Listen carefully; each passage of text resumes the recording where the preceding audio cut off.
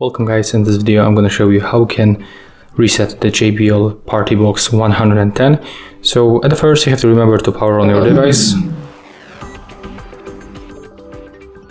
Right now it's turned off, and to power on just click on the power button.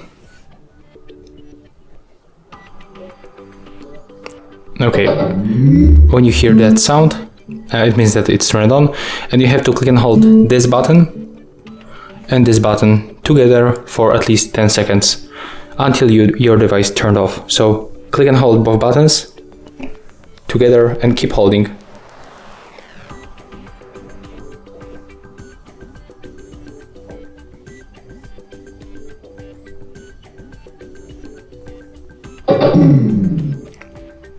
Okay, right now we can release, and as you can see, that's the hard reset of your JBL Partybox 110. After a few seconds the device will be turned on back and it will be in the pairing mode. So that's how it looks. If you find this video helpful, just remember to leave a like, comment and subscribe.